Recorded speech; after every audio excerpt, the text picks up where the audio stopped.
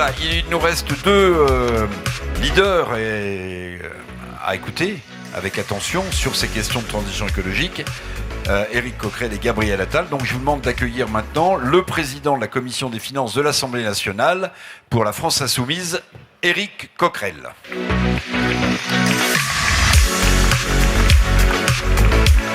Monsieur le Président.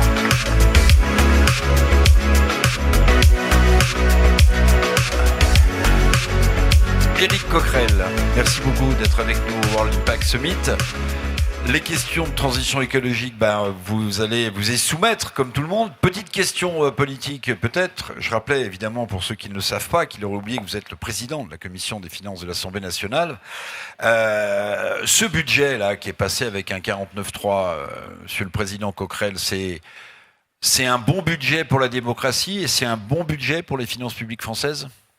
Ni l'un ni l'autre. Enfin, c'est pas un bon budget pour la démocratie, puisqu'il passe en 49.3. Que c'est le budget de gouvernement minoritaire. Bon, il n'y a pas beaucoup de démocratie parlementaire où on a comme ça des gouvernements qui peuvent prétendre passer un budget qui a été battu en termes de fonds politiques en juillet 2024.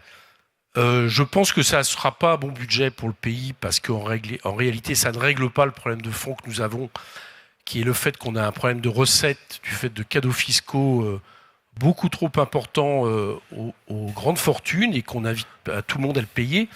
Et puis, vous ne m'avez pas posé la question, c'est aussi un très mauvais budget pour l'environnement, pour l'écologie.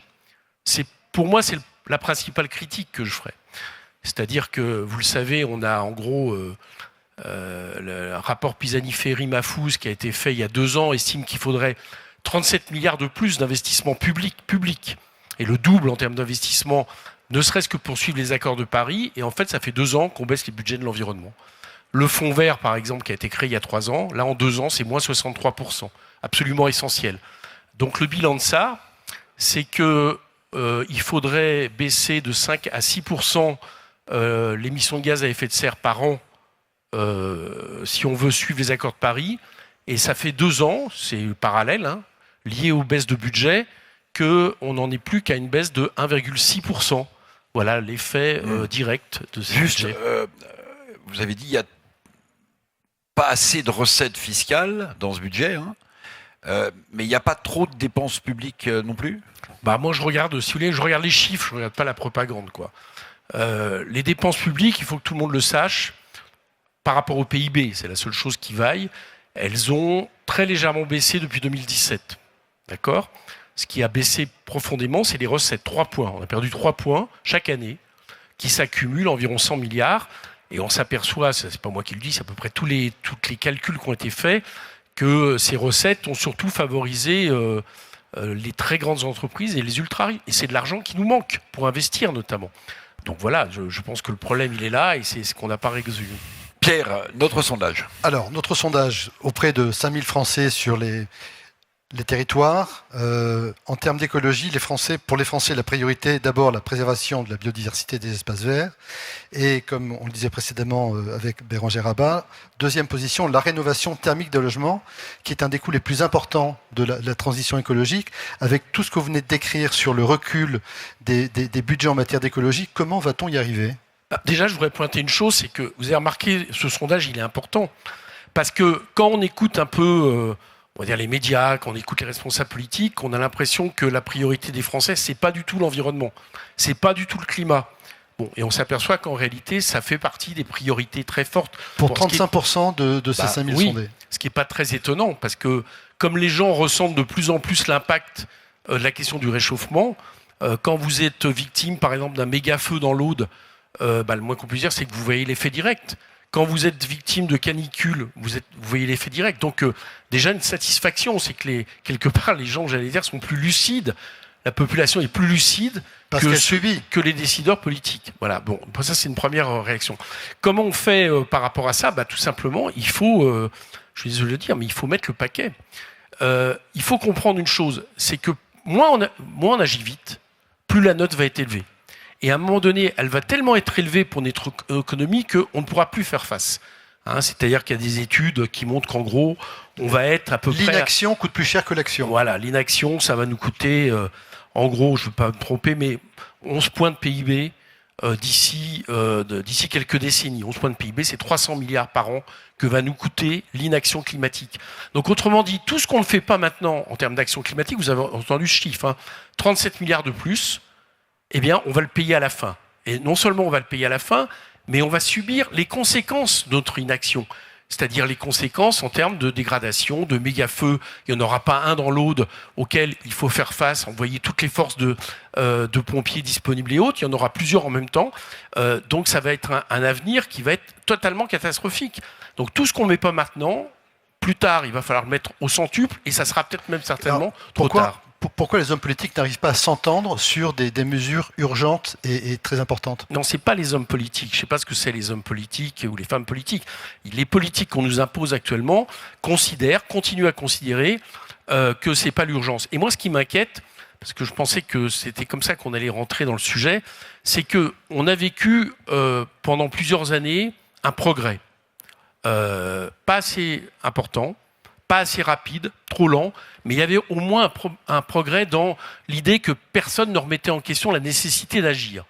Et là, il y a un vent mauvais qui nous arrive de l'autre côté de l'Atlantique, qui est l'idée qu'en fait, finalement, on va dire pour aller vite, une pensée climato-sceptique, qui non seulement n'agit plus, mais redéveloppe tout ce qui est... on voit bien que c'est pas l'avis des Français lorsqu'on les interroge. C'est pas l'avis des Français, mais je vous dis ce qui est en train de se passer. Bon, donc ce vent mauvais qui arrive de l'autre côté de l'Amérique latine, de relance de l'exploitation d'hydrocarbures, y compris dans des zones protégées, le fait d'interdire pratiquement toute recherche dès lors qu'elle est liée sur les questions environnementales et climatiques, vous avez compris, je parle de Trump, malheureusement, ça commence à déteindre en France.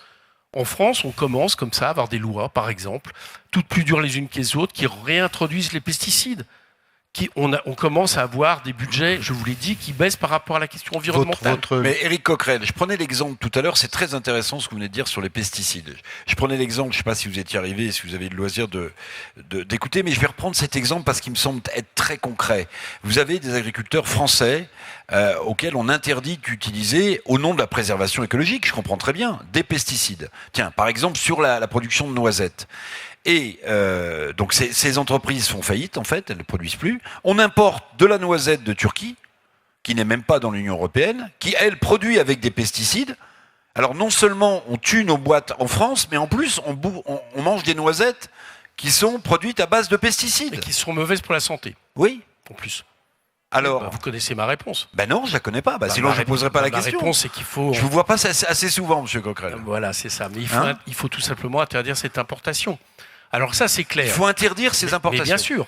C'est-à-dire que on ne peut pas demander à nos agriculteurs, on ne peut pas demander de produire sans pesticides ou des produits, j'allais dire, écologiquement responsables, si en même temps on importe... C'est ce qu'on va faire avec le Mercosur.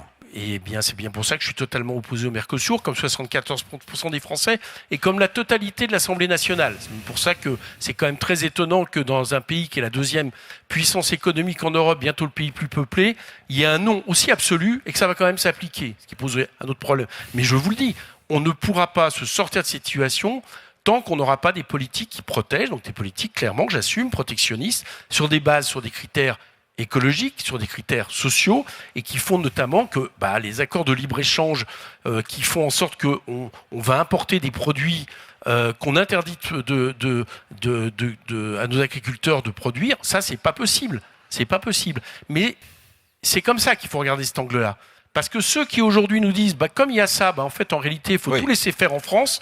Non seulement ils s'en prennent à la santé des agriculteurs, parce que c'est eux les premiers qui sont victimes des pesticides utilisés, ils s'en prennent à la santé des consommateurs, donc je ne crois pas que ça soit la solution. Mais il faut quand même préciser que dans le cas des noisettes, les pesticides utilisés permettent aux producteurs français que leur production ne soit pas attaquée par des insectes qui permettraient de ruiner leur production. Oui, alors, exactement.